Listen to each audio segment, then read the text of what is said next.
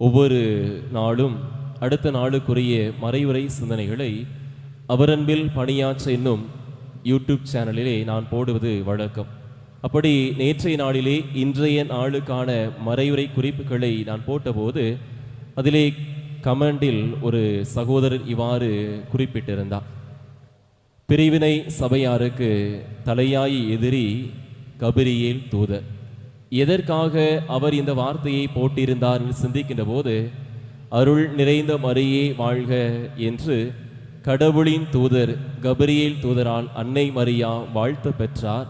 அந்த வாழ்த்து செய்தியை நாமும் ஏற்று ஜெபமாலை ஜெபிக்கின்ற போது அந்த வார்த்தைகளை நாம் தியானிக்கின்றோம். ஆனால் அன்னை மரியாவை அருள் நிறைந்தவராக ஏற்றுக்கொள்ள பிரிவினை சபை சகோதரர்களால் ஏற்றுக்கொள்ள முடிவதில்லை. எனவே அந்த வார்த்தையை அவர் அதில் பதிவிட்டிருந்தார். இந்த அன்னை மரியா குறித்த இந்த திருவிழால் கிறிஸ்து பிறப்பு அறிவிப்பு பெருவிழா அல்லது மங்கள வார்த்தை பெருநாள், இதை குறித்து நாம் சிந்திக்கின்ற போது அன்னை மரியாவின் வாழ்க்கையிலிருந்து நாம் பெற்றுக்கொள்ள வேண்டிய பாடம் 2.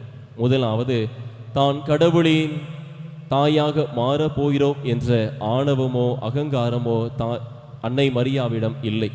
அவர் அந்த இடத்திலே நான் கடவுளின் திருவுளத்தை ஏற்று நடக்கப் போகிறேன் என்று சொல்லி தன்னை தாழ்த்தி கொண்டார். இதன் வழியாக அன்னை மரியா எவ்வாறு தன்னை தாழ்த்தி கொண்டாரோ, நாமும் நம்முடைய வாழ்க்கையில் எந்த நிலையில் இருந்தால், எவ்வளவுதான் பெரிய நபர்களாக இருந்தாலும், எவ்வளவு பெரிய காரியங்களை செய்தாலும், இது என்னால் இயலவில்லை, கடவுளுடைய அருளாலே இது நிகழ்ந்திருக்கிறேன்னு சொல்லி நம்மை தாழ்த்தி கொள்ளக்கூடிய மனநிலை தேவை. 2வது, நான் கடவுளின் தாயாக மாறியிருக்கிறேன், எனவே எல்லோரும் எனக்கு பணிவிடை செய்ய வேண்டும் என்ற மனநிலை அன்னை மரியாவிடம் இல்லை. அன்னை மரியா தன்னுடைய உறவினராக இருக்கக்கூடிய எலிசபெத் கருவுற்றிருக்கிறார் என்று கேள்விப்பட்டதும் விரைந்து சென்று அவருக்கு பணிவிடை செய்கிறான் சொன்னால், நம்முடைய வாழ்க்கையில் நாம் இருக்கக்கூடிய நிலையை கண்டு மற்ற மனிதர் நமக்கு பணிந்திருக்க வேண்டும்